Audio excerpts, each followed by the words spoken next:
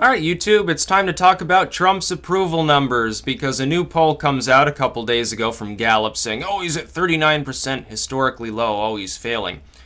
This is the same problem that we had for 6 months during the election. How soon people forget. These polling firms, oh yeah, Trump's like at 20% in the Republican field. Oh, he can't win, there's no way. And of course it was wrong. People were paying attention to single polls that were cherry-picked that the corporate media put out. They didn't pay attention or even know there was an aggregate. They didn't know what RCP was, and they pretended they knew everything about what was going on in the race. They probably got paid by some of these polling firms just to fixate on their own skewed numbers. This single poll means absolutely nothing. It's a single poll. It's just as likely to be completely wrong as totally right. In fact, it's probably more likely to be totally wrong. And if you look at the aggregate, I would say his actual approval is somewhere in the low 40s. We're talking 42, 43%. Is it low? Yeah. Is it catastrophically low? No. Would it be catastrophically low if it were 39%? No, it still wouldn't. It'd still be about the same as Obama at some of his lows. And he didn't get impeached. Well, would you imagine that? And Obama didn't even have both chambers of Congress to his name. Trump does. It would be harder to pull that off. You think the House would vote to impeach him? I don't think so. So yeah, it's a dead-in-the-water kind of plan. Unless the Democrats make utterly historic gains during the midterms, they stand no chance of impeaching Donald Trump. He's there for at least the first 2 years. Trump's real challenge right now, and the reason his approval is somewhat low, is that the Democrats don't like him, and they're probably not going to. A lot of centrists, though, are still paying attention to the corporate media. They shouldn't.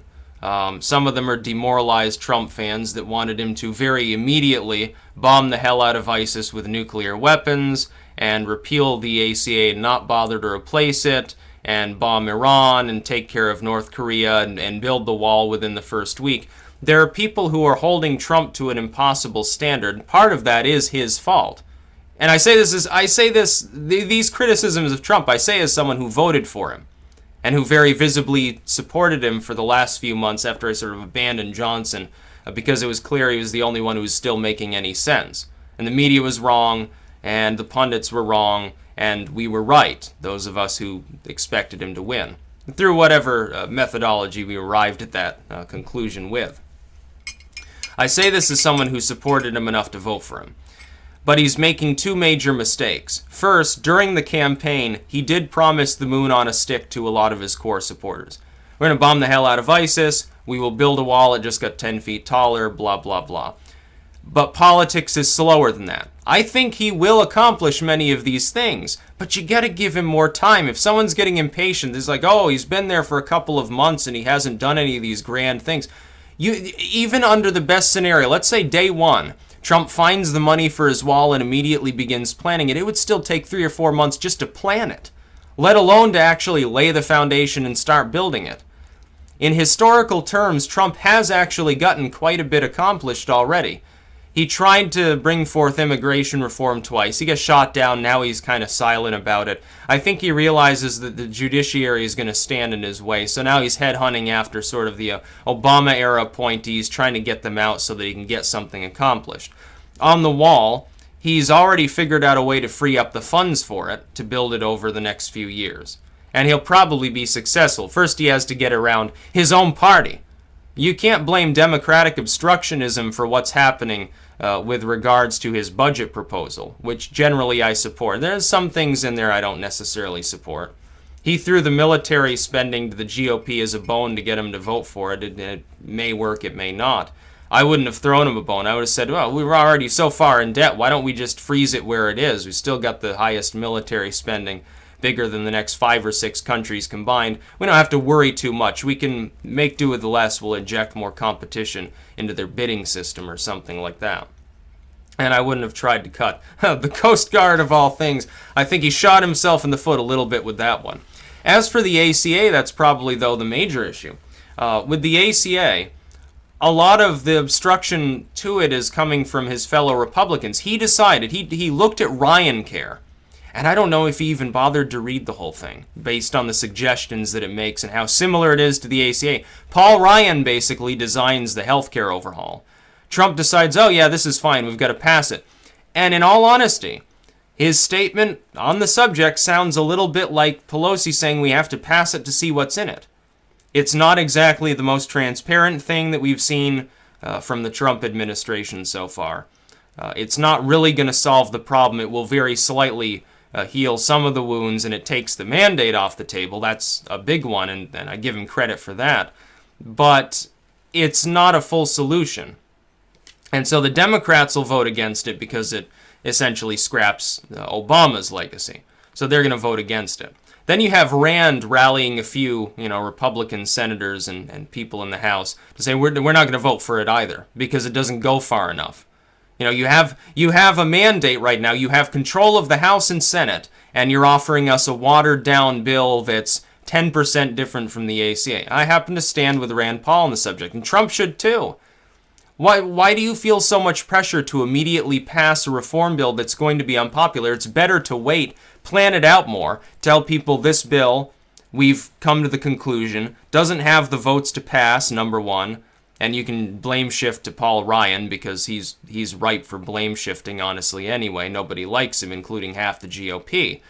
Blame shift to him and say we're going to craft a new one, and this time we're going to have Rand on board. Be very visible about that, because Rand Paul may very well be the next person that's running as a main candidate. You may not see it now. Rand Paul is already maneuvering himself. Some of this is grandstanding. Some of this is Rand Paul maneuvering himself into a position where if Trump fails, he runs. If Trump doesn't fail, he runs anyway after 4 or 8 years. I'd support him. I would vote for Rand Paul. I think he has good ideas. I wanted him to be the nominee anyway early on. Of course, I couldn't primary for him. He had dropped out by then, but still. Or suspended his campaign. He hadn't officially dropped out, but he wasn't campaigning anymore. And then he endorses Trump. So I'm like, oh, getting Rand's endorsement, okay, that's fine. Do you think he would have endorsed by Marco Rubio or Jeb Bush? He would have said, oh, I'm gonna join the Libertarian Party, and fuck Gary Johnson, I'm gonna run, or something like that. It's a freak show. Trump needs to strongly consider the difference between the youth appeal of the neocons and the youth appeal of Rand and Amash and some of these upstart Republicans within his movement. He really needs to start seriously considering that if he doesn't want to end up alienating large swaths of the same coalition that voted for him. In which case he'd be doomed in 4 years, honestly. I think he has every bit of potential to do very, very well. I think he's already bottoming out now, and then he shoots up once he gets a few major things accomplished and people realize, oh, he hasn't started any wars, the sky didn't come crashing down, and these polls look rigged, and Trump will talk about that, I'm sure, too, and he can rise back up above 50 fairly easily. He could rise into the 60s.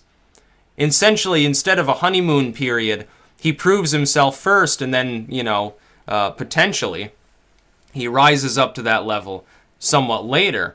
And then by the time the midterms come, he's actually peaking out. And so, the Democrats get laid waste to.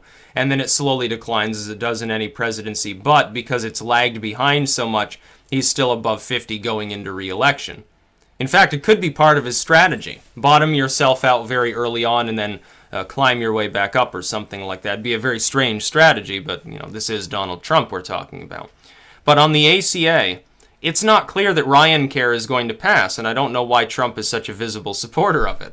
His budget proposal was 90% just fine, with the exception of increased military spending we don't need and cuts to the Coast Guard, and he's laying the groundwork for his wall, which is the other major issue that a lot of people had. We are bombing ISIS, and I don't even believe in conducting all these drone strikes, regardless of whether it's ISIS or not. Because I don't think that it always ends up targeting ISIS. I think some of those bombs target other groups. I think sometimes we're causing ISIS to grow because we kill 5 terrorists, but we also kill 5 civilians. And then all of a sudden 5 other families are more positive towards ISIS because their family members are dead. I think that's been the problem in fighting this sort of war for decades now. But he is conducting that, and his core fans love it. I may not like that, but most of the people that voted for Trump, they think it's a good idea.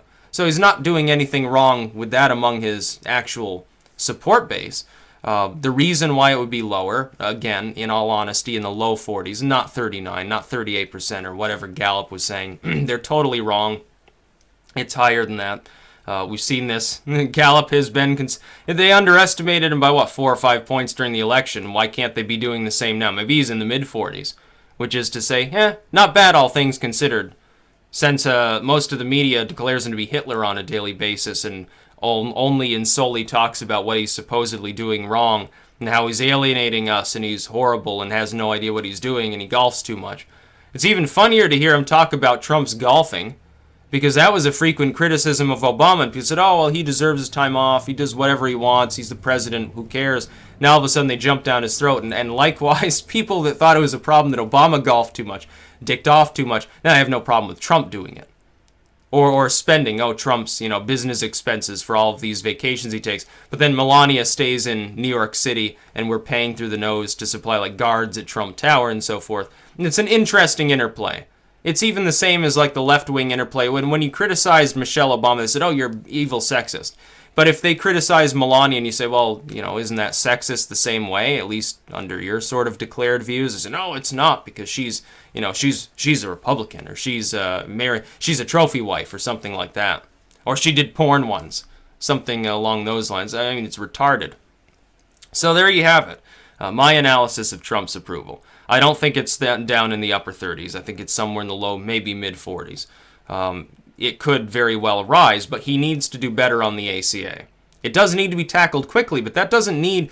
tackling it doesn't mean immediately signing a bill that Paul Ryan authored.